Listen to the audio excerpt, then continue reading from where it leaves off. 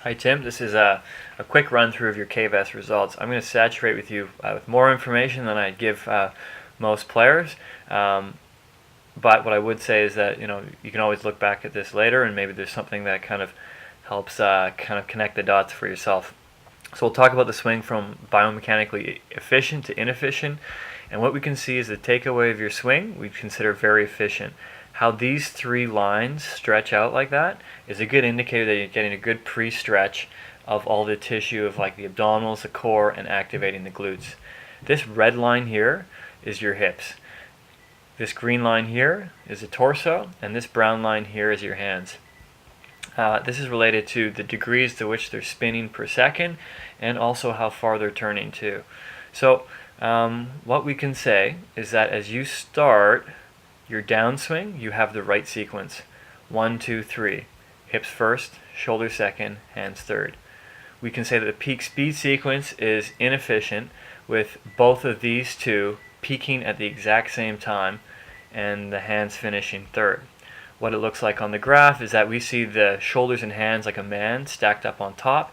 We would prefer to see more separation between the hips to shoulders in relation to time to impact. So the more we have that, the more we're transferring power onto the next segment. These are the tour norms. These are the tour norms based on the degrees to which your hips, shoulders, and hands are rotating per second, and it's the tour norms of a 5-iron.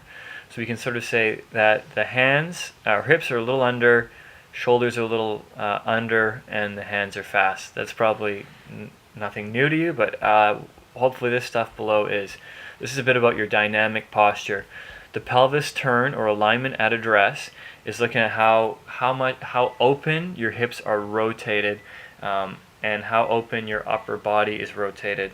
These numbers, obviously the hips are a little open, same as the shoulders, based on the fact that the lead hip is going to be a little high, 5 degrees, and the trail shoulder is going to be a bit lower. Those two things open the hips and open the shoulders a bit.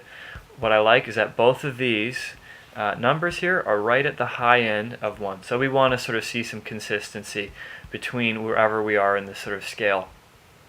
Posture at address again, so this is like looking at setup, and we're looking to see how much forward bend you have at the upper body as well as the pelvis. So we could say that the pelvis position is right within range, and then the upper body is a little too far rounded. Generally it's sort of suggesting, are your shoulders too far forward, are they too rounded, or potentially is the neck dropped a little lower than we'd like. When we look at the top of your backswing, what we're looking at here is how far your hips are rotating back, as well as what's the position of the trail hip to the lead hip in relation to one another. So are the hips level, or is one hip a bit lower? We'll talk about side bend in a second. Pelvis turn is right within the norm. You have a very classic new PGA swing, a very restricted hip turn. And we would also say that your hips are right within the sweet spot in that the trail hip is slightly higher than your lead hip with a 10-degree angle, which we'd sort of say would be pointing back down towards the target line. So we like all those numbers. Upper body turn, we're seeing red here. We know you're tight through the mid-back, and you sort of said, I don't want to overturn. 64 degrees is probably a great number, and this is where you should be, not where the tour norms are. Impact, and these numbers here too, is saying that your pelvis is under-rotated and your shoulders are under-rotated.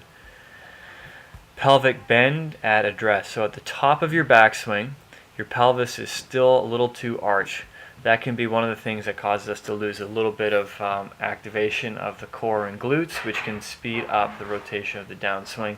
Maybe you could even see a punch of the numbers of how fast your hips spin per second at the end. Side bend, all looks great. This is the main thing we want to take away. So for yourself, we can see the top of your backswing. We could say that the upper body is leaning too far forward. And impact, we could also say that the upper body is also leaning too far forward. Side bend is looking at, in this case, the top of your backswing, that your left shoulder is too level or too flat. And at impact, it would like to see your shoulders less flat with the right shoulder being lower. This is what we try and flip for you. In this case, yours is pretty straightforward. We want to sort of see this number get far closer to negative 45, and this number get far closer to 15. So we want to substitute forward bend for you with left side bend or flex at the top of your backswing. There's a whole bunch of graphs. We can go through those another day. And then this is the second swing capture that we have for you. What we can see is that more or less all the numbers are the same, and to make it really quick, this is what we really liked, this sort of change. So you sort of said, I believe you couldn't hit the ball any better than that. What we saw is a 5-degree improvement in the upper body side bend, or for you, your left shoulder was 5 degrees lower than previously, and we saw also a 5-degree shift at the top of forward bend. So you took a few degrees out. We still have a few numbers out here, but again, your impact position of the upper body changed appreciably too. This is like a 20-degree swing if I remember correctly. So anyways, take-home point is that side bend for you, left side, top of the backswing. That'd be a good sort of thing to kind of key in on, as well as maybe trying to make sure you can feel the difference between forward bend and left side bend.